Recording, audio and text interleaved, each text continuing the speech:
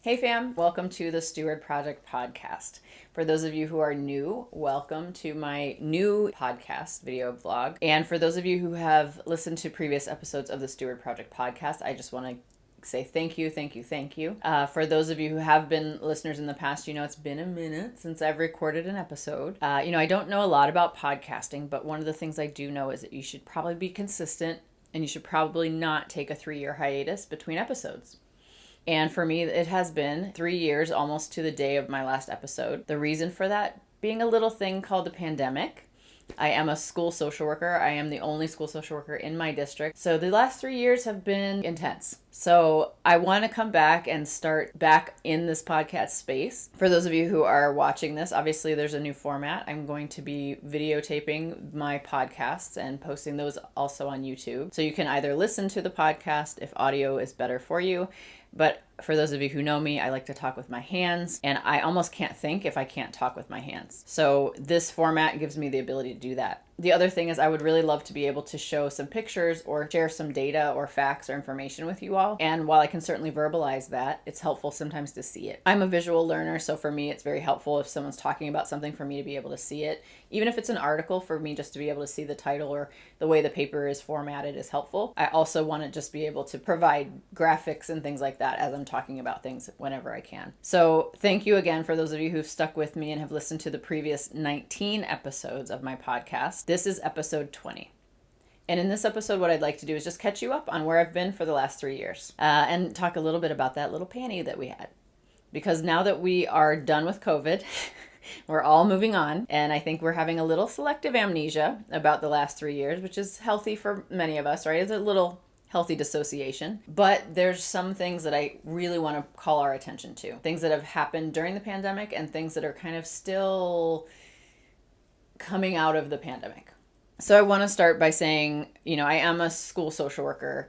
The last 3 school years have been very intense. And each year since the pandemic, I've thought it might get better or easier. And each year is just a little bit harder, which shouldn't be surprising. But it has been surprising. I thought the 2020-21 school year was going to be the hardest, the year that we were quarantined and away for most of the school year. Each year just keeps getting a little bit more intense. So let me go back a little bit and start where it started, which was the end of my last podcast in March of 2020.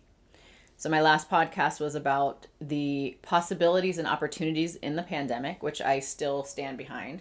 There definitely were opportunities for us to make different kinds of connections, engage with each other differently, engage in self-care, especially for those of us who were able to be at home and maybe take a nap between meetings or do a yoga class at the end of the day very quickly without having to do too much commute, or even cook and actually eat real meals during the day instead of being at the office and not able to do that. So March 16th of 2020 was D-Day for us. It was, we were told we were just going on an extended spring break. Don't worry, you'll be back in 2 weeks.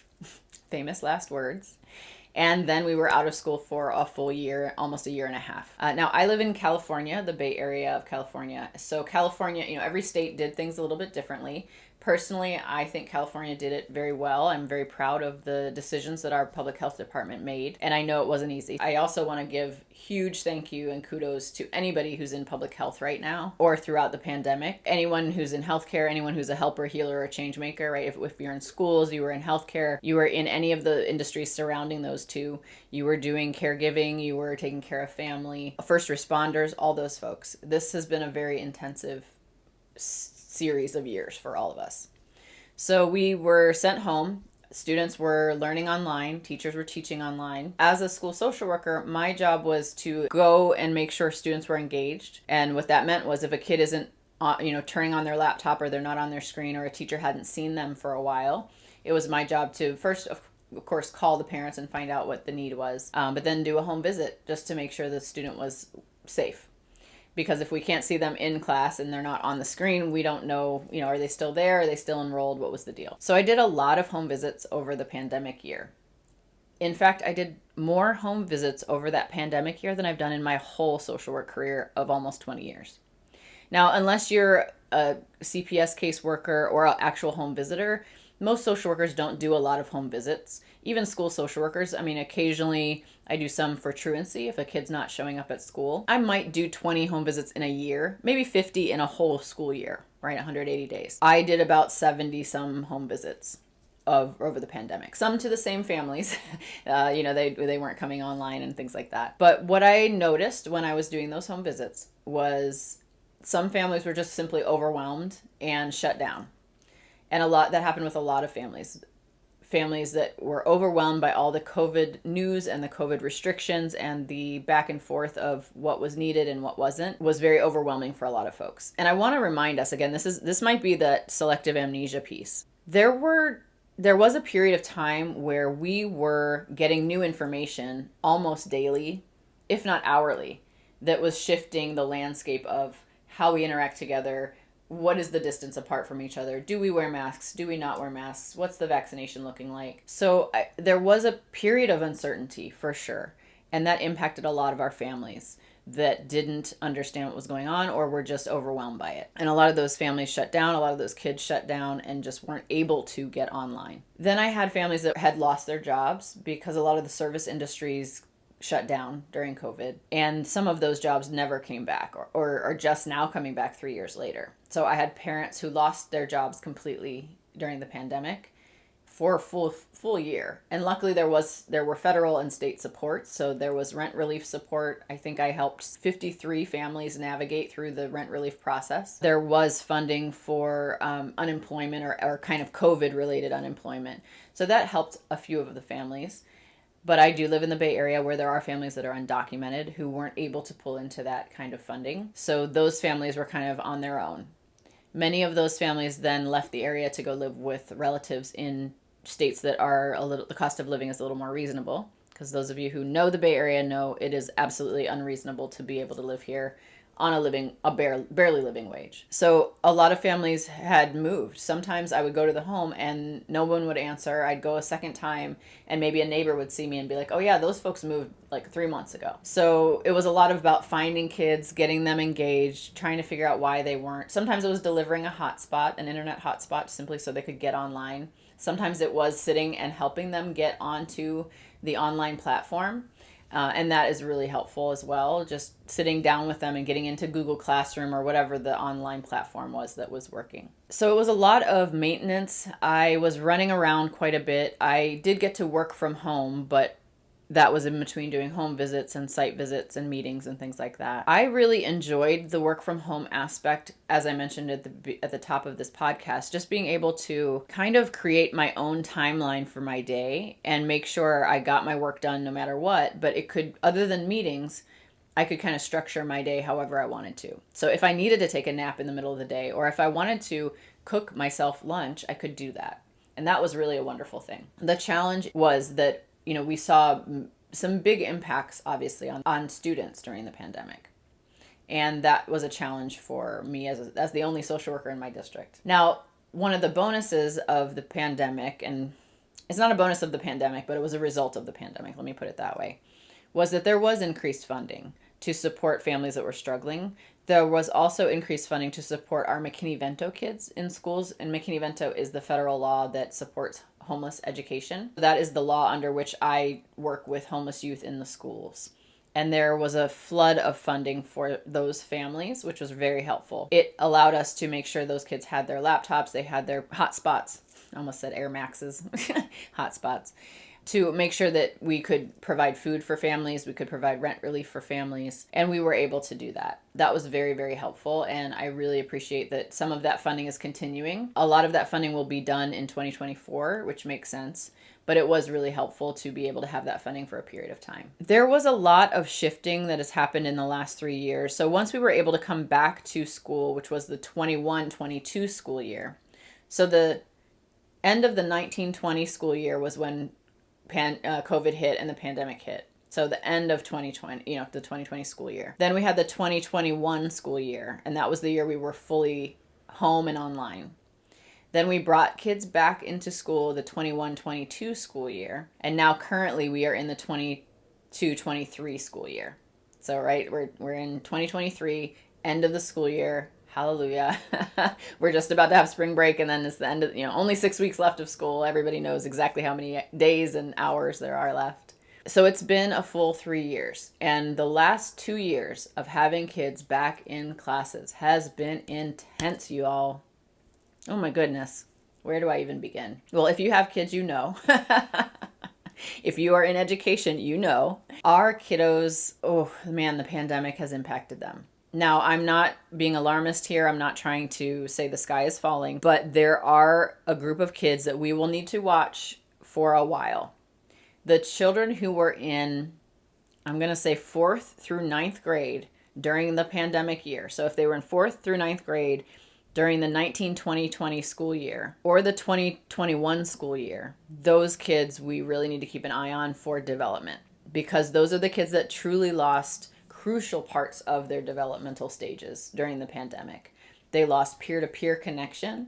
They lost the connection with an adult that's not in their home or not a member of their family, right? So a teacher, a coach, a custodian, something like that. They also lost that academic in-person rigor. Being on a screen is just not a great way of educating somebody. And, I've heard this quote that someone has said, like, we don't need public education now that we have YouTube and podcasts. Oh, good Lord, that is the dumbest thing I've ever heard. You don't just get educated from looking at a screen and getting data fed to you. There has to be a level of human connection and human interaction in person with another body, right? That co-regulation of nervous systems is so vital to development for both the educators and the young people. And kids miss that for a full year out here in the district that I'm in. There were parents who tried to get kids into pods that, they tested and made sure kids were safe and got kids into like learning pods at someone's house. That was awesome. I appreciate those of you parents who were able to try to do that. But we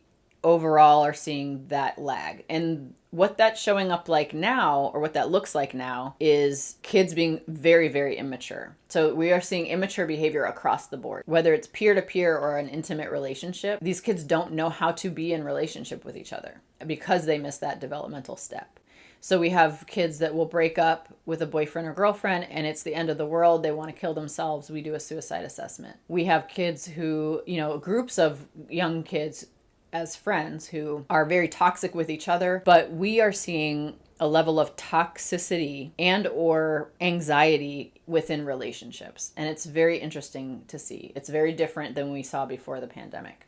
Usually we would see that kind of immaturity among relationships in 5th and 6th grade, and now we're seeing it in 9th and 10th grade, if that makes sense. Another thing we're seeing from the young people is social anxiety. We put kids at home on screens for a full year, and that obviously is going to have impacts. When you are at home in your comfortable surroundings, right, with your plants and your books and your pillows and all the things, you get to see your teacher on the screen, but you don't see and you can see all the other kids, but they're not in your space. The energy isn't there. When you are in a classroom in person with 30 other kids and a teacher, that's a lot of energy pinging around a room, You couldn't pay me enough to be a kindergarten teacher. Those of you who are kindergarten teachers, I bow to you. I don't know how anyone survives in a room of 25 to 35-year-olds and not just keeping them entertained or there or alive, but like actually having to teach them and being tested on that and having to be,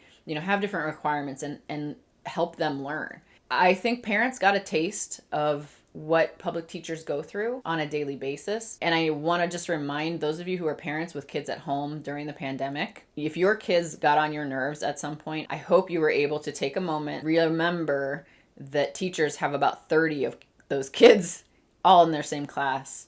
And it's not just about, hey, get online and do your thing. It's engaging kids. It's creating your curriculum. It's teaching the curriculum. It's testing the curriculum. There's so much involved, and there's 30 little beings and their energy and their personalities and their regulation or dysregulation in one space. So parents, I hope you are loving on your public school teachers and really giving them the respect that they are due. I often hear parents, there's always jokes online when school's about to get started in August or September, right? Where parents are like, woohoo, the kids are going back to school. They're out of my hair, And I think those are hilarious. And the reason that you are celebrating is because you know what a turd your kid can be. You know how overwhelming it is to have your child at home for that amount of time. And you want them to be in school so they are not at home with you. just remember what that means then for the school and the teachers. So that may have just been a little bird walk there, but we did have a period of time during this pandemic where teachers were essential, social workers were essential, nurses were essential, first responders were essential. And then I don't know when that pendulum shifted back to, teachers are indoctrinating our kids. Nurses are poisoning us with a vaccine. Social workers are baby snatchers. Teachers are groomers. Whatever the nonsense is right now, the narrative shifted very quickly from you all are essential. We need you. We love you. We're going to clap for you at night. All the candles in the windows to get back to work. Oh, you need time off. Oh, you don't want to go back to work without a vaccine. Go fuck yourself. Truly, I think there was just a vitriol that shifted, and that has impacted teachers in a major way. So the kids are impacted by the anxiety, the social anxiety piece of having been on screens for a period of time and now being pulled off of screens, having to be in the space with other people. And the educators, the adults, are exhausted because they also were surviving a pandemic. They also had their own kids at home while they were teaching yours. I know some teachers who got COVID and it was pretty rough for them. I know some teachers who had family members who died of COVID. I also know educators who had to deal with suicidality themselves or had family members commit suicide during the pandemic. So I say that just to remind us that teachers are people too. I feel like I have to say that regularly. I don't know why, but I do. And they were also surviving a pandemic. So in the same way that we have paid some attention to the young people and what they are dealing with, but I don't think we've really teased out the nuance of all the different ways that being at home on screens has messed with kids. And I'm sure I'll do other podcasts where I pull some of that information out, because each day that I'm at work, I'm finding something new.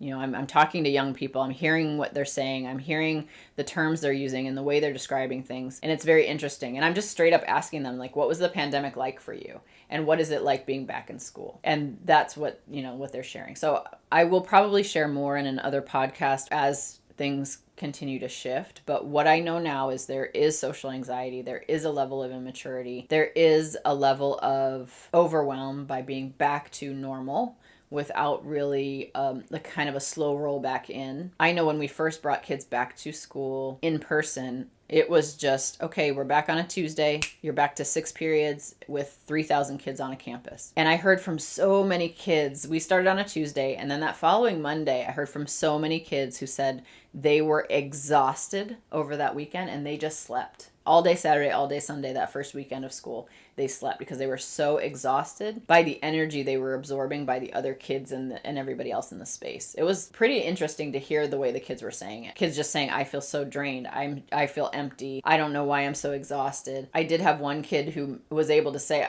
I can't take in all this energy. I feel like I have to mediate this energy. I also have kids who know the word dissociation and are using it in the right context, saying, I'm sitting in class and I'm dissociating because I'm stressed out and I don't want to be around that many bodies, or there's too much energy in the room. And I think that's really fascinating that kids have the emotional intelligence to name what it is they're dealing with. When it comes to the educators and the adults, it's the same challenge. Many of us are dealing with social anxiety. Many of us are dealing with depression. And I think many of us are dealing with the fact that, again, we were essential for a period of time, which felt really lovely. And then we realized, oh wait, you guys are calling us essential so that you can force us to do more work than is necessary. And we are the ones still working while everyone else is at home safe. And you're not going to give us the PPE or the protection or the vacation time or sick time that we need. But we're essential, pat on the back, so that should be enough. And then that immediately shifted to, when teachers and nurses and doctors and other medical professionals and educators were saying, okay, now we need to be compensated for the work we did. All of a sudden it's a get back to work. Go fuck yourself. You're not that great anyway. So it's been an interesting pendulum shift and almost a little bit of whiplash for those of us who are doing the work. The last thing I want to share, and this has impacted both young people and adults, and I'm kind of seeing this across the board as well. I'm supporting my peers and my colleagues in this as well, but it's been really interesting to hear directly from our kids. Folks are having existential crises right now. Our kids are having existential crises. Our adults are having existential crises. And what I mean by that is I have done more suicide risk assessments this school year. Well, last school year was kind of heavy too, but this school year, quite a few. And these kids are having existential crises. They are saying, I don't think this world is going to be habitable when I'm an adult. I don't think there's going to be air for me to breathe when I'm an adult. Will I be able to afford a house? Will I be able to get married? Will I be able to have kids? Will I be able to live on this planet? Our kids were sitting at home through the pandemic, watching the news, watching the adults kind of try to figure it out as we went. And also, like, this lack, when there's a lack of certainty among the adults, it really, really unsettles the kids. Right? The kids are just unsettled when the adults are uncertain. And what happened and what I saw was that there were a lot of kids looking for someone who was the least uncertain, right? Is it a political figure who's just spewing information, but they sound confident, so that makes sense to me? Or is it something where, this is a legitimate source of information and I can get this information and calm myself down? But what happened was a lot of us were home, we were watching news, we were keeping up with social media. There was a lot of doom and gloom. There was a lot of people saying this is the end. There were a lot of people saying COVID's going to take everybody out. And there was a lot of death. There were morgues overflowing. There were cemeteries overflowing. Again, that selective amnesia, we forgot how scary this was, especially for our kids who were sitting at home, watching it all, watching the adults argue about things and try to figure it out as we went. I'm seeing the same existential crises in the adults, but for a different reason, partly because, again, our systems were laid bare during the pandemic. Our education system, that we found out most people actually just use us as childcare, quite frankly. And that's the level of respect that some teachers get, quite frankly. When you had to have your kids home 24/7 without being able to send them away for 8 hours a day, you got a sense of what teachers deal with, as I mentioned before, but you forgot to provide that respect. Right? Parents often demand respect and they don't necessarily give it back to educators, which is a challenge. So, and if that shoe fits for you, wear it. But if you are a parent who is engaged in your child's education and you love your public school teachers, thank you. Please know they need it. They need it a lot. So tell them regularly that you appreciate them. Tell them regularly that they are respected. And tell them regularly that they are loved and cared for. Please. Thanks. But I'm noticing that piece is coming out more and more. So when I'm doing suicide risk assessments, there's a sense or a level of, I don't want to wake up anymore, or I don't know that I want to be here, without a specific plan or anything like that, right? And a few of the kids we've had to engage a little further in the crisis process, but many of the kids, when they articulate this sense of, I don't know if I even want to be here, I go a little deeper and ask them a few more questions about that. And every kid, almost to a T, has just mentioned that, like, I don't know if the world is going to exist in this way when I'm older. They're watching the banks collapse. They're watching the politics in this country collapse. They're watching police brutality on a almost daily basis. This is also, these are kids who have lived through school shootings, multiple, and they constantly see school shooting after school shooting after school shooting with very little done by the adults. In fact, in some cases, the opposite done. I think just now in after this latest school shooting in Tennessee, the politicians there have actually pushed gun legislation, not to protect people from guns, but to make sure people have access to guns more often. That's bullshit, and that's something that our kids are watching. They're paying attention, and they're pissed that we are not keeping them safe. So it's been interesting to have these conversations with young people and hear their fears and hear these. I mean, they're having midlife crises in 8th and 9th grade. You know, and I don't think we are paying enough attention as adults to this with our young people. So if you have a young person in your life, or you are close to young people as an adult or a caregiver, please have these conversations. Ask the kids how the pandemic was for them. Ask them what was good about it, what the benefits were to them, what they triumphed in, what they excelled at, and then ask them what the challenges were. Ask them what was really hard for them, but also ask them how they feel about things now. How do they feel about their future? Do they see a future for themselves? What are the things that they're worried about in the future? Now, certainly when you have this conversation, it's wonderful to sandwich it with some love and some comfort. So maybe you're in a comfortable space, or you take a nice walk in nature and have this conversation, right? You don't have to like sit across from them and interrogate them. But I would really encourage you to have these conversations with your kids. And I've had these conversations with kids as young as 3rd grade. And it's very eye-opening to hear these kids say, we adults are not protecting them. We are not protecting this earth or this planet for them. We are not creating a future for them. And I hope that's an impetus for some of us to get off our behinds and start getting more active. But I also know if you're listening to this podcast or watching this video, you're already engaged, you're already involved, you're already pretty on the ball. So those of you who are doing the work, you're out there, you're paying attention, you're being compassionate, you're sharing, you know, the world with other people, but you're also being part of it and being in community with others. Thank you. We need that more now than ever. And I really just want us to remember as adults that we are the ones who need to be standing firm and standing in our power, so our kids see that and they know that we're doing something for them, that we care about the planet, that we care about our future, and that we care about their safety and their well-being. Because I think things have been shaken up in the last few years, and our kids are waiting for us to figure it out and to get on the ball. So we have some work to do for sure. I am really loving the work I'm doing still in the schools. I have been a school social worker for the last 8 years of my 20 plus year social work career, and I really enjoy it because of the diversity of it. And right now I really feel like it is our mission for those of us who are still in education, because a lot of folks shook out, right? A lot of folks are burning out and leaving the profession altogether, whether it's education or medical professions or first responders, quite frankly. And rightfully so, I understand. If you have left the profession, more power to you, good on you, good radical self-care, good boundaries. And for those of us who are still in, we really need to come together in community. We need to make sure we are communicating with each other across professions so that we can't be screwed anymore. So that the next time something like this happens, as professions, we pull together, right? Public education and public health pull together to really make sure we're making the right decisions for our kids and for those we serve. And I think it's important for us just to remember the specifics about this pandemic. I know many of us want to move on. We want to get back to life as normal. We want to, figure things out post-pandemic. But COVID is not over. I just got COVID a few weeks ago for the first time. It took me 3 years to get it. Doing all those home visits and being among kids and, doing home visits and all that kind of stuff. I didn't get COVID. I thought I was a unicorn.